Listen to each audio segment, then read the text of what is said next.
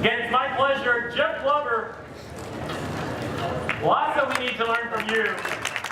You're the 22nd ranked agent in the world for Real Trends and Wall Street Journal, the number 8 agent out of 180-something thousand at Keller Williams. Yep. You're the official agent of the Detroit Tigers. Yes. And most people know you as a script master because you came up in the Mike Ferry world, right? Sure. Mm-hmm. And what most people don't realize is you're one of the very few that not only has built a huge business through your experience and knowledge of scripts and dialogues, but you're also a master at marketing. So now I am. Now you are. Yes. Yeah. Well, the stage is yours, and I'm very excited to see what you're going to share with us regarding this change that we all see coming. Awesome. Thank a lot you, of good Jeff. stuff. Thank you. Appreciate that.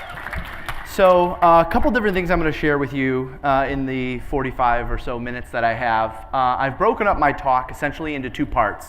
And just like Daniel said, yeah, I was kind of always known. It's kind of funny at the KW conventions, they have me come up and speak on scripts and dialogues and prospecting. And so I was never really this marketing guru until we hit a certain level of production. And the reason why I like to share that is because I think a lot of people, whether you're just getting into the business or have been doing the business for a while and trying to figure out your niche, think that you have to have a big marketing budget.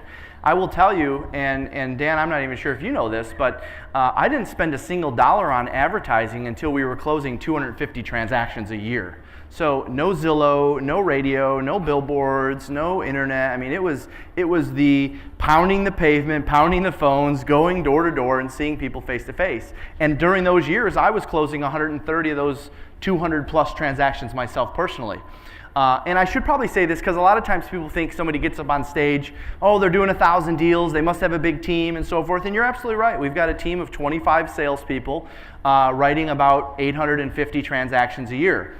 The other 150 transactions a year come from my efforts. So I'm still on the ground every day. You know, before I flew out this morning, last night, I was on a listing appointment about 30 minutes from my office. I still, go out and present and get contracts signed. And I do that for 2 reasons. Number one, because I need to stay sharp, right? If I'm going to lead people in this industry and show people how to get it done in this industry, I need to know what I'm doing right now, not something that I did 5 years ago, 10 years ago, so forth. And that's one of the reasons a lot of people don't know this. I started a training organization several years back. I've just now started to promote it a little bit more, and I'm not going to bore you with all the details. But that is, the name of the company, by the way, is Glover U. That's Glover, and the letter U. What's different about what we're doing there is our coaches are on the ground every single day, just like me, and that's a requirement. If you want to be a coach for Glover U, you have to sell real estate alongside with what we're doing, and that's one of the biggest differences, and you guys see it all the time because you go to these events. Oh, I sold 36 homes last year, and next thing you know, I'm qualified to be a real estate coach. Well, in my world, it doesn't work that way. You have to be a top producer for 10, 15 years in order to qualify to stand up here and speak at a high level. Unfortunately, Dan brought in some great folks to get in front of you, and I've got some great acts to follow, and I know we've got another one following me. So let me jump in. So what I want to jump into first is, number one, kind of what you can expect in the next market. All right, we're already seeing signs of this taking place across the country. Obviously I'm in Detroit, so I went through the auto crisis and the lending crisis that we had. Of course, you guys experienced that as well, 2008, 9, 10. Those years were tough, and I don't think we're going to get to that level by any means, but certainly we are seeing a shift. And so I want to share with you, based on, of course, the 15, 16 years that I've been doing this, and also just the conversations that I'm having with top agents around the country of exactly what's taking place and what you can expect. That's part one. Part two is, okay, now how can we adapt? How can we thrive? How can we be different? And I'm going to walk you through some things that you can do. Some things are very simple. You can implement tomorrow. Some things might take a year or two, but that's okay.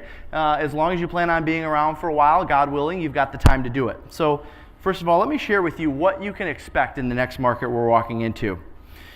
See, when sales drop, so this is how we know we're in a shift, because people ask all the time, well, what does the shift mean? What's going on? And of course, you want to take notes on these, that's fine too. For the sake of time, I'm going to go a little bit fast, but I'll make sure to repeat myself if need be. Here's how we know when we're in a shift.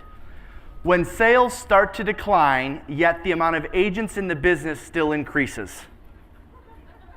Right? Less to go around. When sales start to drop, but the real estate schools are packed with people. And the reason for that is because we generally don't get the information that the market is shifting for 6 months, 12 months, 18 months after it's actually shifted. So the real estate schools are still packed with people. The board of realtors are still packed. Their orientations are still packed. Yet the sales are dropping. Next I wrote down, and these are in no particular order. This was on a flight across country. I had about 3-4 hours to myself. I literally wrote out, okay, what happens in a shifting market? What can we do differently? All right, so these are, again, are in no particular order. Experience, for those that have been doing this for at least 6, 7, 10 years, experience and time in the business will now carry more value on appointments. Experience and time in the business. Well, for the longest time, it didn't matter really how long you were in the business or how great you were, because everything was moving. The consumer said, well, they're a friend, we better help them out. So let's just list our house with them. Well, now, experience and time in the business actually starts to carry value. And by the way, if you've been through a market shift before, you want to talk about being different, you better talk about that. Now, fortunately, for those of you that are in this room, if you haven't been through a market shift before, you're heading into one. So when we come out of one, you'll be able to say you've been through a market shift before. Next I wrote down, buyers will get offers accepted the first time around. Holy crap, that'll be nice, right? We don't have to write 6, 7, 10 offers for one buyer. However, we'll have to show more homes. Buyers will get offers accepted the first time around. However, they'll have more choices. We'll have to show more homes. Next I wrote down, part-time realtors and the one-hit wonders get out of the business. You don't see them. Unfortunately, there's not a lot of room for that. Because as somebody said earlier, I think Dan said it, the professionals will start to show up. The consumers will value the professional real estate agent again. I wrote down the business stemming from your database will increase, assuming you take care of it, which we'll talk about in a little bit. I wrote down the business generated from expired listing prospecting will increase. For those of you that do any research on us, or if you go on Glover U's Facebook, you'll see all these videos that I've done over the years. Expires was always my number one source of business, and then we got into advertising. Now it's kind of weird how it shifted into database. Again, I'll share with you some of the things we're doing in just a bit to make that a biggest source right now. But the business from expired listing increases. Why? Because less listings sell. Because believe it or not, there's agents out there pricing properties. Their last sale was 6, 9 months ago, and so they're pricing it based on what they're feeling of how that transaction went. And so therefore, they're overpricing it, the listing's sitting, it becomes an expired listing. So I say to agents all the time, if you're a for sale by owner agent right now, shift gears to expireds. Because the next thing I wrote down is the for sale by owner business will actually decrease. Now here's the thing, it's kind of an oxymoron. For sale by owners need us more, right? Our value to a for sale by owner actually increases in a shifting market, does it not? Say yes. Okay, they need us more. So our value in what we do actually increases. However, they aren't as confident that they can get it sold, so less of them come on the market. So what I'd like to talk about with for sale by owners is you'll have actually less to go after, but your conversion on for sale by owners will actually be higher. Right? So you'll actually have less because less of them are confident they can sell, but your conversion will actually be higher. Which is why I'm encouraging all of our agents who have had some great success with for sale by owners the last few years to shift their focus towards expireds, because there's going to be more opportunities there in the next few years. I wrote down, and don't get mad, open houses become less effective in a shifting market. Buyers right now, or at least up until 6, 12 months ago, needed to exhaust all efforts to get into a property. Right? They had to do everything they could to go out and find a home. Well, the reality is that when there's more homes to choose from, they don't have to run around town looking at inventory because they know they're going to get enough listings from their agent, or they know their agent's going to be in touch with them and say, you know what, let's go out and take a look at homes. There's a new listing that came on the market. In a hot market that we've been in the last 3 to 5 years, that didn't happen every day. Right? There wasn't a new listing that came on the market, so they had to get in their cars and drive around and check out open houses. Agents will still have success in open houses, just not as much success. Next, I wrote down, skills and your ability to sell will become the differentiator between the champions and the rest of in the business. Skills and your ability to sell will become the differentiator between the champions and the rest of the business. And I kind of get on my soapbox about this a little bit because everyone's about, oh gosh, technology's coming, technology's changing, and technology's shifting the industry. And oh, by the way, to some degree that is true, right? The gentleman up here said we're in a market shift and a tech shift. Absolutely, I believe that 100%. However, no matter what technology you have, all of the technology and marketing and everything that's out there is designed to get us to one place, in front of a buyer at a coffee shop or our office, or in front of a seller at their home. So the one constant that doesn't change is what we say once we're there. And so one thing that drives me crazy over the last 3 to 5 years, we haven't had the need for great sales skills because homes sell no matter what. People will list with you no matter what you say because the market's hot. Well, when the market shifts, it becomes more about what you say versus how you got there. So don't get me wrong, there's a value in figuring out better ways to get there through marketing, through prospecting, through technology. There's no doubt about that. But the one constant that doesn't change is what we say once we get there. Next, I wrote down, technology becomes a difference maker, but only for those who embrace the idea of daily face-to-faces. Technology becomes a difference maker, but only for those who embrace the idea of daily face-to-faces. A lot of people laugh when I say this, and it's just part of my spiel, so sorry, Sync. Actually, Sync is our CRM. I will tell you, prior to having a CRM, which, oh, by the way, I got our first CRM, don't laugh, first CRM 18 months ago. We were doing 900 and some transactions. All right, so after we implemented a CRM, we were doing 900 and some transactions. So while I believe a CRM is important, I don't want anyone to rely on it. I jokingly tell our agents, listen, whatever you get out of your CRM is bonus business. All right? Your real business is going to come from getting out there and getting in front of people every single day. Believe it or not, one of the great CRMs is here, and that's the one we use. We use Sync. I wrote down in the next market, or the market we're experiencing now, the listing agents will succeed at a higher level while buyer agents will struggle, with an asterisk. And the asterisk is use showing agents. Why? Because you're going to be showing more homes, which means there's a greater need for showing agents, which means showing agents can actually start to make more income. That's a whole nother seminar. I wrote down in the next market, average real estate teams will dissipate as they can't justify the returns. And what I mean by that is these groups of people that just got together and said we're a real estate team. All right, you'll see less of that, because what will happen is people will actually start looking at each other like, okay, are you carrying your weight around here? I don't think you are. Now that the markets shift, it puts a spotlight on everything. So these average real estate teams that aren't making great returns either start to go away or start to fold into bigger teams. Next, I wrote down the big teams gain market share as the smaller fish can't compete with the bigger teams' value propositions. The bigger teams get bigger and have more resources to provide for a better value proposition. Well, if they can provide for a better value proposition, then it becomes more attractive. And so agents that are on these, by the way, these are good teams, right? There may be some of you in the room, 4 or 5 person team doing great production. The challenge is they can't provide the resources of a business doing 500 transactions or 800 transactions or 300 transactions. So agents from the smaller teams end up migrating to the bigger teams. So my challenge would be to you, if you're one of those smaller to medium-sized teams, is get together with your lead agent and say, hey, how are we going to compete against this? Because there is a way to compete against it if you put your thought to it. Next, I wrote down, anyone that got into the business post-2013 will need to learn to develop strong prospecting skills, not lead generation skills. Lead generation is just like a fancy term for prospecting. All right, let's call a spade a spade. Prospecting is going to their door, or picking up the phone and reaching out to somebody, an outbound phone call. All right, somehow they got on this lead generation thing where you get to sit in front of a computer and look for things and move a file here and take 20 minutes to look up a phone number there. No, intense prospecting. Those that got into the business post-2013 are going to need to develop that skill because you haven't had to have that skill as much in 2015, 16, 17.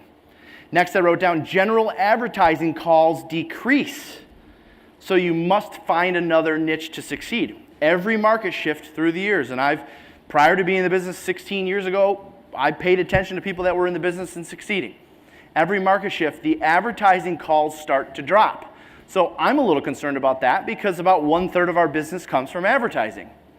So you'll see when we get to the second portion how we're adapting to that. It may work, it may not. I wrote down expansion teams will struggle because the focus will return back to the home-based location. right? Think of the logic behind that. If you've got some arms out there, if you've got, a team in Orange County, a team up in LA County, wherever, and they're not doing as well, but this is your base, San Diego County is your base, you're going to put your eggs back in this base and figure this out and figure out how to get profitable here, which, by the way, is a whole nother discussion, because I don't understand why people would expand if they're not profitable at home. You don't need to expand unless you're dominating your market. The law of diminishing returns. Next I wrote down, which is very true in the real estate industry, right now, agents, generally speaking, present company excluded, generally speaking, agents work to pay the bills and have some money left over for a vacation or two or a new car. In a market shift, the focus will be just making enough to cover the bills. So what does that mean for a lot of these big teams, including our own? Naturally, the incomes of most of the agents start to drop a bit. Because if all they need a year to survive is $80,000, but they were making $110,000 and the market was hot, they probably will drop back to $80,000. Something to pay attention for you broker owners and team leaders. I wrote down the inside sales associate model will be more successful than ever because there's more opportunities to go around. The inside sales agent, the telemarketers, the prospectors. I wrote down the next market will be about who can capture the most info from consumers, A, and B, make the best use of it. Okay, that goes back to that whole kind of technology data revolution we're in. Who can capture the most information, A? Okay, that's great. Now what are you going to do with it? All right?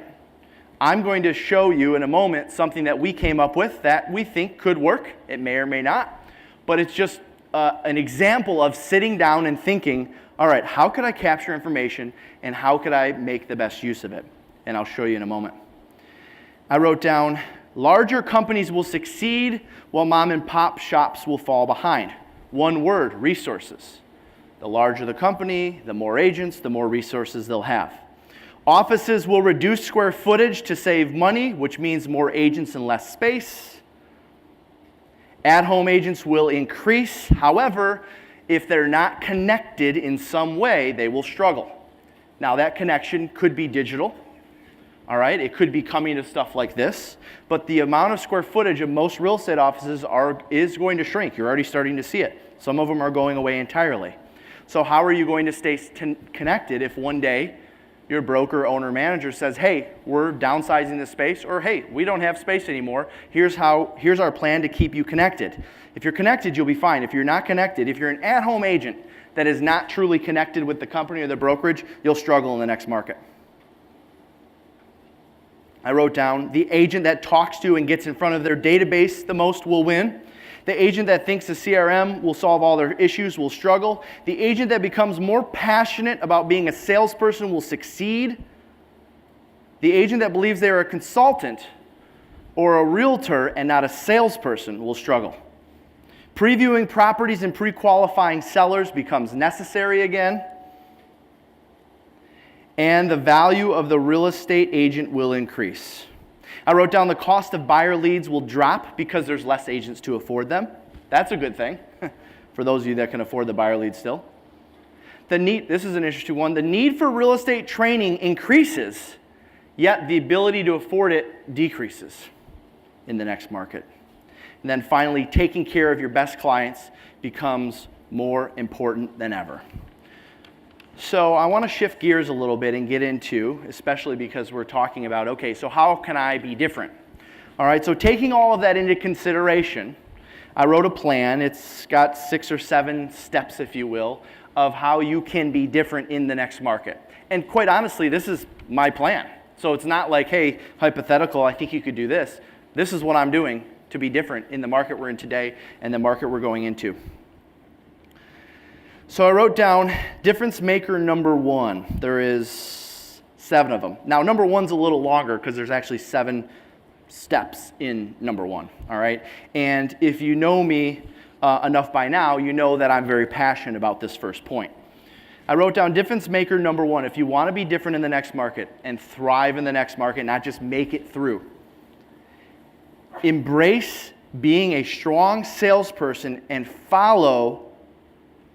embrace being a strong salesperson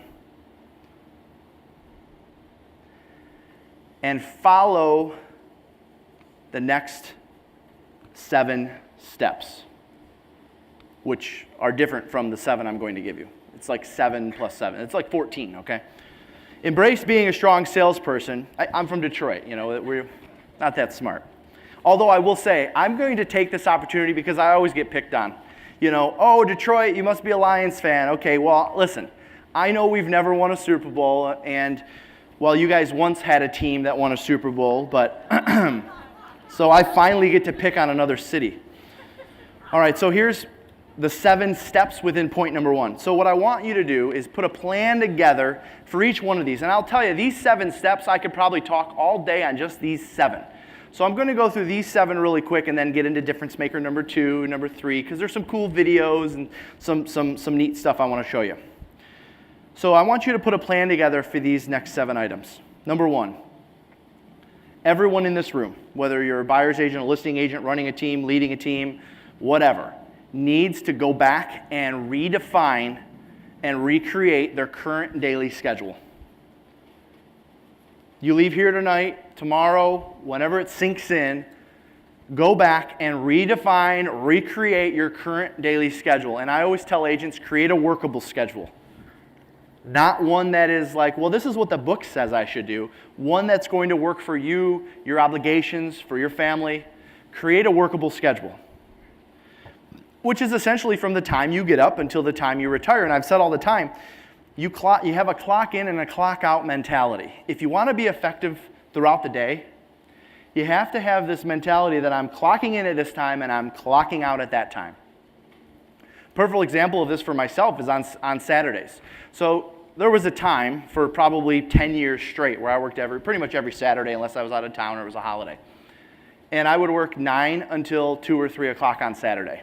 My last appointment would usually be 2 o'clock. So I'd have a 9 o'clock, a 10 o'clock, 11 o'clock, a 12 o'clock, a 1 o'clock, and sometimes a 2 o'clock. The reason why I did that is because statistically, more people sign contracts with you on Saturday than any other day of the week. All right? There's less going on, there's less distractions, there's less stress. They want to check a chore off the list. Especially here, there's less traffic getting there. Statistically, more people will sign contracts with you on Saturday, so I would load up my Saturday. If I'm talking to someone on a Wednesday or a Thursday, I'm trying to get the appointment set for Saturday. Saturday at 9, Saturday at 10. Well, how do you balance all that? Well, I do 1-hour windows. So I've got my 9 o'clock appointment. Of course, I have to be on time, or if I'm late, it's going to throw everything else off. So my 9 o'clock, I'm there at 9. However, my 10 o'clock appointment is a 10 to 11 appointment. My next appointment after that is 11 to 12. My next appointment after that is 12 to 1, kind of like the cable company, but just like a 1-hour window. Why do you do that? Well, that way I'm not late to the appointment. And if there's a chance that I get a contract signed and I'm there for 30 or 35 minutes versus 20 or 25, because I'm never there for more than 35 or 40 minutes, then I need to allow myself time to get to the next appointment. So I load up my Saturdays, but at Saturday, where I was going with this, Saturday at 3 o'clock, I'm closed until Monday at 8 a.m. Closed for business. No phone calls, no emails, no looking at offers, no presenting offers. My philosophy has always been the same. If I'm going to bust my butt for 5.5, 6 days a week, I deserve a day or a day and a half off, and so do you. So have this clock in, clock out mentality, but create that workable schedule. Number 2 under difference maker number 1, we'll call it 1B. You've heard me say it probably 5 times already. All right, so don't let it go in one ear and out the other and think it's not important. And if you want scripts and all that stuff on it, you can go to gloveru.com or follow us on Facebook. All of our stuff's on there. But 2B is master prospecting. I sat in a mastermind 3 weeks ago where the number 1 guy in the room said, in this next shift, I'm cutting advertising and going back to prospecting. And oh, by the way, the guy's been around the business 40 plus years. I don't know, did maybe 16 million in GCI last year. Number 3, I wrote down, you better have a strong lead follow-up system. All right, it's not just, yeah, I'll call you later. What is your system for lead follow-up? Now, this is one area where a CRM could come in handy. I will tell you, up until 18 months ago, I had 2 folders. One folder said 0 to 7 on it, and the other folder said 7 to 30. Anybody that I knew was going to be listing or buying a home within the next week would go into the 0 to 7 folder, and anybody that I thought was 2 to 3 weeks out went into 7 to 30 folder. Anybody that was going to be doing something more than a month from now went into the trash can. So now we just replace the trash can with the CRM, and we get some bonus business from it. Number 4, what is your, or have a strong, pre-listing and pre-qualifying system? A pre-listing package, pre-qualifying system. That means you don't just drop what you're doing and go on any appointment anymore, because not all of them sell, and your time is valuable. Have a strong pre-qualifying system and a strong pre-listing package. I tell our agents, listen, I would rather you stay back at the office and find a more qualified appointment than go present to someone that's not ready to do something anytime soon. So that's why we pre-qualify. We pre-qualify to find a better appointment. But since we know most agents are just going to go home or finish off the day, then the logic is, well, you better just go out and see somebody. So be careful with that. In a hot market, it worked. In a hot market, you could just go out and present and get contracts signed. When the market cools, you have to become more selective with who you go to present to and who's taking up your time. Number 5, I wrote down showtime. What is your showtime plan? And I don't mean like HBO showtime. I mean like your listing presentation and your buyer consultation. Now more than ever in a market shift, see, market's hot, doesn't matter. Market shift, what comes out of your mouth when you get there starts to matter again. So I always believed that I was the absolute best salesperson that was going out on that appointment, every single appointment I went on. I honestly believe they could interview 3, 4, 5 realtors, it didn't matter. I would be the strongest salesperson when I got there. And how did I do that? Through scripts, through dialogues, right? We've heard that a million times, but did we actually take it seriously? Most of us didn't take it seriously in 14, 15, 16, 17 because we didn't need to. Well, it's time to start taking it serious again. Number 6, because most buyer and sellers are won and lost in this department, I wrote down master every single objection that you come in contact with. Master every single objection that you come in contact with, because when you're out on a presentation, I'm telling you, most presentations are won or lost based on how well you handle their objections. So always follow the rules of handling objections. Always agree. Always smile. Never get into an argument with them. The moment you debate, you've lost rapport. Don't use the word but and however, right? You can't agree and then say but. You just disagreed. So you can agree, hey, you want me to reduce my commission? I can totally appreciate that. It sounds like you want to net the most out of the sale of this home. Is that right? Absolutely. Would you be comfortable with me showing you how I can do that? Sure, go ahead. Well, we're only going to give an agent a 30-day contract. Hey, I can totally appreciate only giving an agent a 30-day contract. Sounds like you might have had a bad experience before. And if you don't mind me asking, would you be willing to give me a 30-day price to get it sold? So everything is linked with and. There's no buts. There's no howevers. The rules of handling objections. Always restate their objection in a positive way. Right? You notice what I did there with commission? Hey, I can certainly appreciate you want to net the most out of this sale. I took their objection and I restated it in a positive way. Never argue. Always agree. The moment you argue, it puts them on the defense. Finally, number 7 or 1.7, whatever, 1.7, closing and negotiating. How well are you at closing and negotiating? Because now more than ever, and I've always believed this, but now more than ever, the moment you walk out of the house without a contract, your chance of converting them drops by at least, at a minimum of 50%. So how many times are you closing when you're there? What is your close? Have you practiced your close? Have you wrote out your close? Closing is really just a natural ending to a great presentation anyways, but what is your ending to your great presentation? See, all of it, a lot of you have probably heard this stuff before, but we haven't heard it as much the last 3 to 5 years because it hasn't mattered as much. So for those of you that are just getting into it the last 3 to 5 years and this market is all you know, this is the stuff that's going to shine again. Difference maker number 1, embrace being a strong salesperson. Difference maker number 2. This is where we get into some fun stuff. Be active in your community, give back, and promote the hell out of it. Be active in your community, give back, and promote the hell out of it. Because the reality is that there's a lot of people that need our help out there. And naturally, people like to see people help people. People want to help people.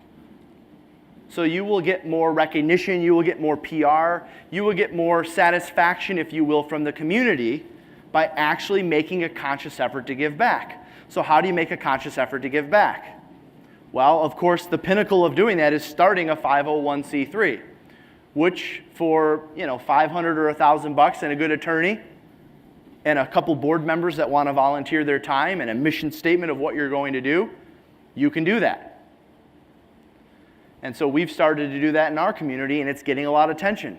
It's getting us on the news. It's getting us in the newspapers. Of course, the number one reason why you do it is because you want to give back and help out. But it's not bad to get that on the back end. In fact, there's a book about it called Give and Take by Adam Grant. If you haven't read it, it's a great book. It's called Give and Take by Adam Grant. It talks about the difference between giving and taking and strategic giving. So to give you an example of something that we put together, this is something you could do in your community. This is something we did recently. I think we have a video on it. And I want to share with you the video for two reasons. Number one, to give you an idea of something you could do. We started a 501c3. It's called Glover's Heroes. But also at the same time to show you how to capture this stuff and promote it and get it out there in the community. So if we could play the Glover's Heroes video, that would be great. Hi, my name is Jeff Glover, the founder of Glover's Heroes. We're here with all of the associates from Jeff Glover and Associates Realtors because we pick one day to go around and make a big impact in the community. Glover's Heroes started about 3 years ago. One of our associates, Jay Harrison, came to me and said, we got to do something for this group of people that don't get a lot of recognition. Police, fire, EMT, nurses, teachers, employed caregivers, and of course active and veteran military. That group, especially the first 6, they do not get enough recognition as they should. And so our program started with every time someone in one of those classifications buys or sells a home with our company, first of all, they get a significant discount on their commission, and then we donate a portion of their commission to the foundation. And so that allows us to go out and do stuff like this. We're trying to make as big of an impact as we can. And we got a bus and we got all of our associates together and dropped them off here and put us to work. There's probably over 100 people today that will be involved in one way or another. We've got a big day scheduled. In fact, we already started this morning at 8 o'clock down in Southgate. A gentleman lost all of his limbs, and so he has a makeshift bathroom in his bedroom, and somebody has to help him. We're actually, because of all the money that's been donated over the years from Glover's Heroes Foundation and our golf outings and different events we do, we're able to give him an ADA compliant bathroom. So we're completely remodeling his bathroom so he can go to the bathroom by himself. He's not going to need anyone's help. He can go in there and do what he needs to do and get out.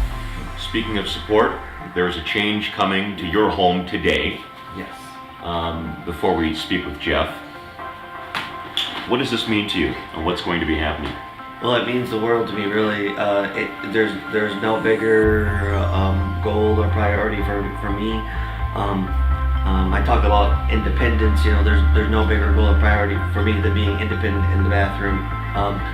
It's a humbling experience to have, and so this is gonna get back a little bit of me, because I'm gonna be able to get in there and roll into my shower or do my business, and it means the world to me. It's courageous. Keep a positive attitude like you have. Thank you. Next, we came here to the Veterans Warehouse. So you see all the cans and things around town where people put clothes into them and donations. They get picked up and they get brought here, and then they get sorted. Unfortunately, there's not a lot of money that they have from the proceeds because it goes out to the veterans. So the building needs a lot of work. So we're here today to improve the building, to sort out goods. People are on the grounds right now sprucing up the place, so the veterans, when they come here to volunteer their time, they have a place to come and feel good about what they're doing. First off, thank you all for donating your time to be here. This is just an amazing chance to really make a difference, not only in the veteran community, but in the community as a whole, okay? Our Michigan veterans, we have almost 690,000 veterans in the state of Michigan alone. So what this provides resources for is absolutely amazing. This building was in a transition period between the DAV and this new Veteran Charity Services taking over. So there was a lot of outside facility stuff that need to be cleaned up. There's a 30,000 square foot warehouse full of donated items from our community members that need to be sorted out so they can get properly distributed. So all of the things you're doing are helping us facilitate all that. So I'd like to give you a big hand from me. So thank you very much. Thank you. After we leave here today, we're going out to Milford to a gentleman who is down on his luck. He's a community hero. We found, Glover's Heroes is all about community heroes. We've got a gentleman who's down on his luck, cannot afford a roof, literally has buckets in his home collecting water when it rains. We're going to start a new roofing project for him right after this. There we go. Dale, right? Jeff Glover? Yeah. Hi, Jeff. How are you? Yeah, you too. Glad we could help you out. Relieved. Yeah, I hear.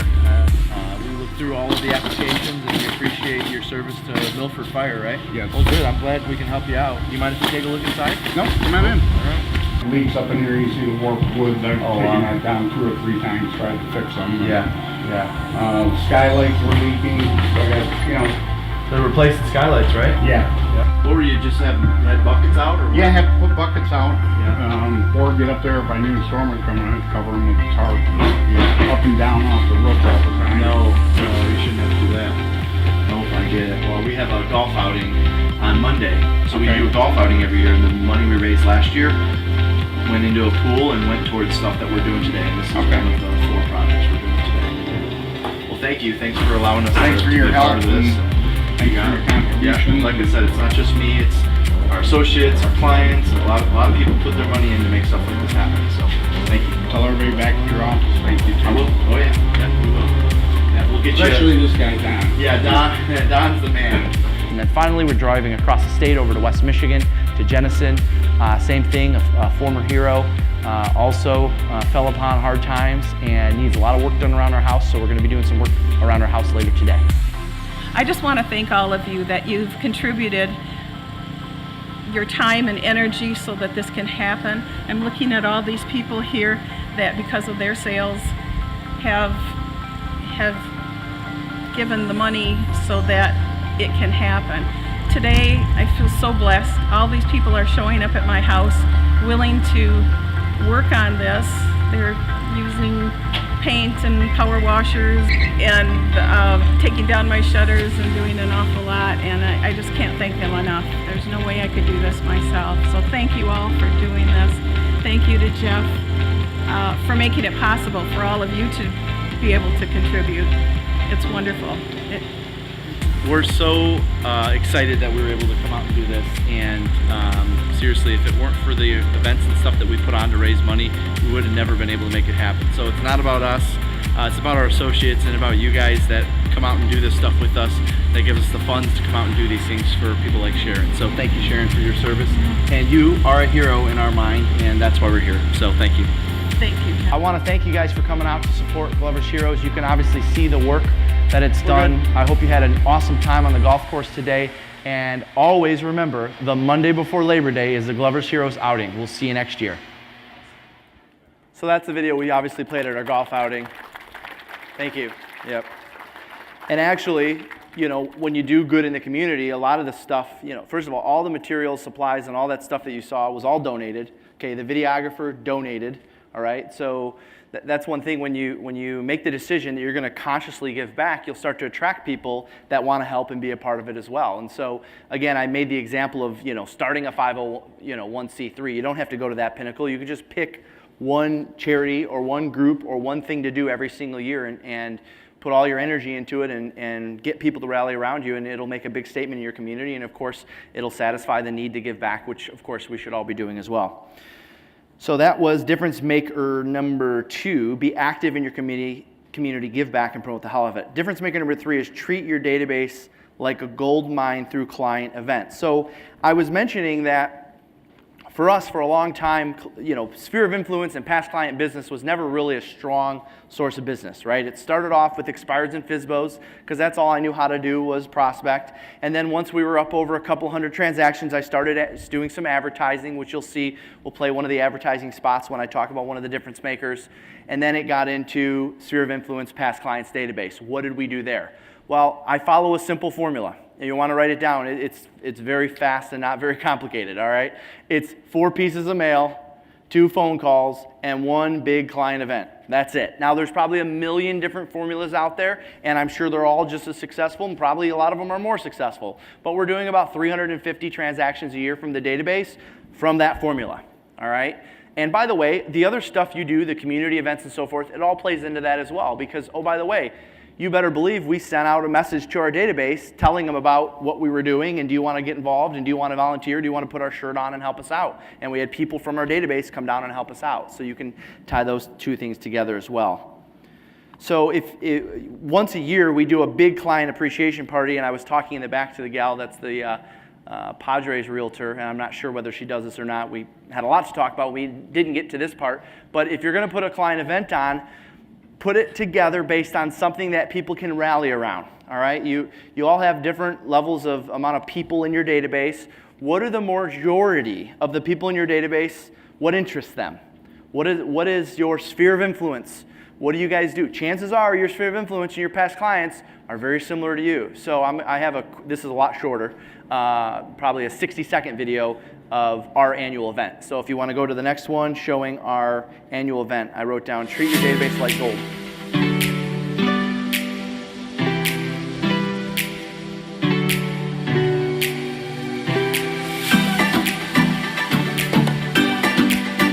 You see we tie in the charity as well.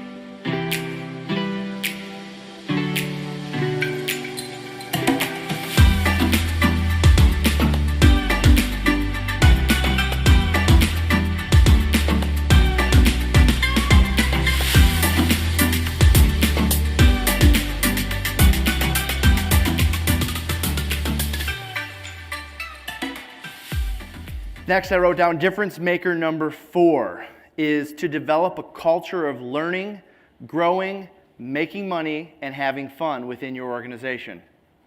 Develop a culture of learning, growing, making money, and having fun within your organization.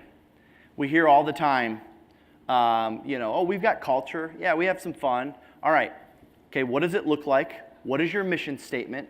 Does your mission statement revolve around it? For instance, our mission statement, which took a year to develop, we got all of our associates together and talked about what was important to them, what they felt about how we operate currently, where they want to go, and our mission statement is living an unreal experience to deliver one.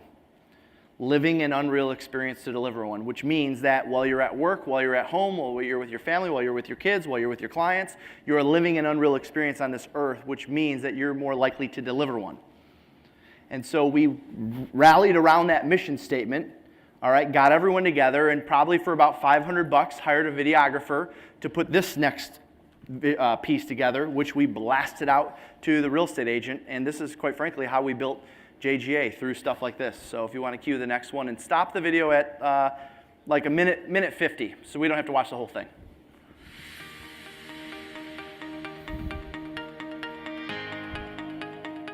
Hi, I'm Jeff Glover, and what you're about to discover is exactly how we operate on a daily basis at Jeff Glover & Associates. You may have heard our mission by now, living an unreal experience to deliver one. The word unreal to us means something so amazing, it's almost unbelievable. During this behind the scenes look, you're going to actually get to see firsthand how we live an unreal experience. Let's take a look inside.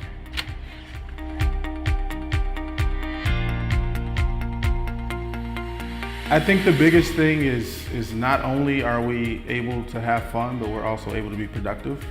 Everybody is excited about being here, how everybody is excited about real estate, and how the focus is put on helping the customer. What other team can you go to where the team leader is out there in the field, taking listings, doing the same things that you are, the best agent in the state, gets up at 7:30 in the morning to be on the call with everybody else. He's in the field, he's doing the same things you're doing, and he's growing the business. How much more inspiring can you be? You're coming into an organization that has the ability to let you grow with your background, your education, your skill set. We have a place for you within our organization, and I think that's what JGA has done for me. It's allowed me to continually grow, challenge myself, and challenge others. Whether you want to get into, luxury, whatever it is that you're thinking, we have a spot for you. And I mean that wholeheartedly, because the way we're going, there are going to be a lot of spots to fill, and I look forward to the future.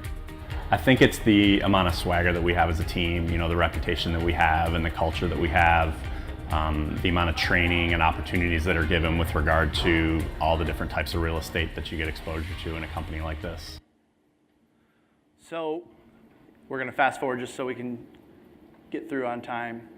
While he's fast forwarding to the right spot, okay, once you define what the mission is and once you define what you want your culture to be, then you promote the heck out of it. And when you promote the heck out of it, you're going to attract people that want to live the same mission, right? So we see all the time, these teams and groups get together, we're going to form a team, or I've made the decision to have this team, but there's no rhyme or reason why they're working together. You can't attract the people you want to work with until they know what your why is. And so what I would encourage you to do, find a college intern, okay? I think we paid someone $500 for the day to come in and do this video. That, somebody that will, college intern or high school intern in the middle of summer, whatever, to document exactly what it is you're doing, how you live your mission, what's important about the mission, and then you can put it out there and start to attract people to be a part of it. So there's maybe a minute or two left in the video if you want to play that. We'll get to the next one. Which is huge. So it really motivates you to continue to work the business and not just depend on yourself. It definitely has an impact on your everyday lifestyle.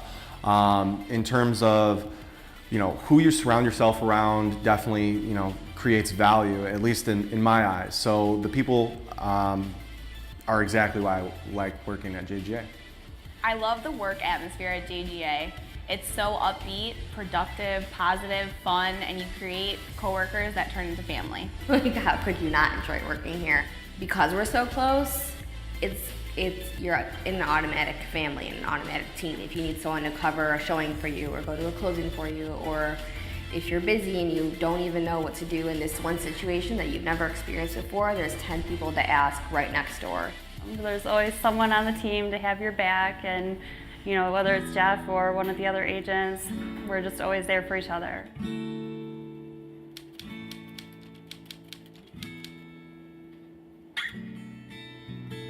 One word. Loving. JGA is unreal. Educated. Security. Passionate. Success. Domination. Accountable. Evolving. Innovative. Winning. Limitless. Productive. Supportive. Unstoppable. Exciting. Accountability. Well, it wouldn't necessarily be one word, it'd be one phrase. How about, we're a household name?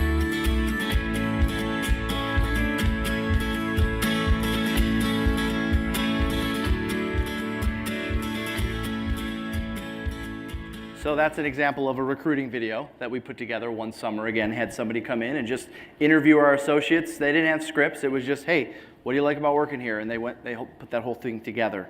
So I wrote down, develop a culture of learning, growing, making money, and having fun, and then show it off. Tell as many people as you can about it.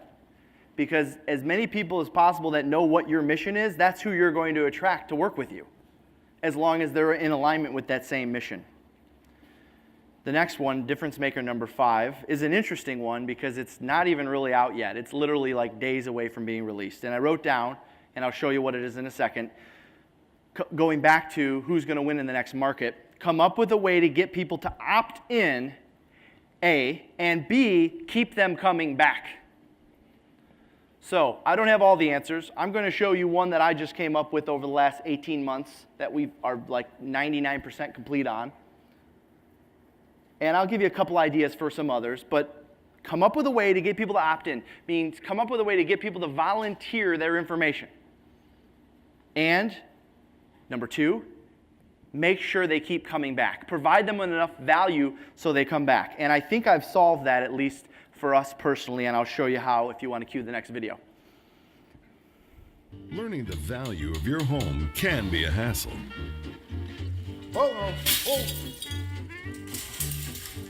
Don't worry, that won't go in my report. Such lovely flooring. Laminate? No, this is wood. So this is your 32,000 square feet. No, this is our 3,200 square feet. Or spend hours on websites filled with out-of-date information. It's not right.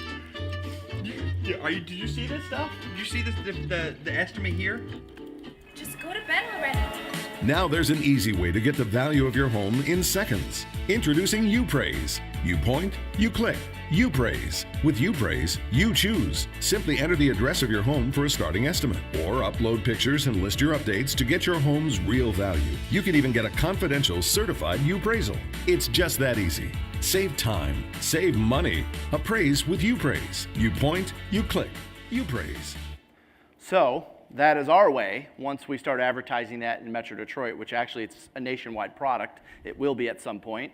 That is our way of getting people to see the value in something we're doing, getting them to volunteer their information, and a way for us to keep getting them to come back. Because of course, once we have it, we can update them on what's going on in the market. So I know I'm short on time, so we're gonna skip the next video, and we're gonna finish with difference maker number 6, which is make sure the community knows who you are and why you stand out and what makes you different. And there's an inexpensive way to do it. I'll show the video and I'll tell you how you can do it inexpensively. So if you want to jump to the very last video, it's a 60-second video. Let's play that, the Detroiter. True Detroiter, it's called. This is my home. Every day, I see the faces of people who call Detroit their home.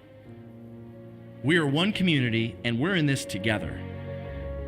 We've all seen the news, reports about Detroit's comeback. It's great to see. And as a Detroiter, I've always seen the good in our city. The no-quit attitude, the innovators, hard workers with grit and passion for what they do. That's who I am, and that's what I do. I'm a Detroiter, and like you, I never quit. I've been through the recession. I know this city, and I know what it takes to sell real estate in this town. From Detroit to Ann Arbor, and everywhere in between. If you're looking to sell your home, call me at 855-JEFF-SELLS or online at housesoldname.com. So the reason why I wanted to show that off is because while a lot of real estate agents that get into video and they go into houses and this one's listed at this price, or we sell the most or we sell them the fastest, I wanted to show how we're different, what's different about us, what I believe in, again, going back to kind of the roots and why people should follow you and what you're doing. And so that particular video, I put together 0 production costs. Now here's the secret. 0 production costs was because we signed a contract for a certain length of time to promote it. So you can find either digital marketing companies, social media marketing companies. This particular was a TV station in Detroit that will donate their time and put together great production if you're willing to sign a certain amount of contract for a certain amount of money and a certain amount of time. So a lot of times people think when they see stuff like that, oh gosh, I could never afford to put a video like that together. Well, if you're spending $1,000 a month on Zillow or $500 a month on Zillow over the course of a year, you have enough money to put something like that together and, oh, by the way, have money left over to promote it. So my name's Jeff Glover with Glover U, Jeff Glover Associates. Thanks for having me. See you guys. Thank you.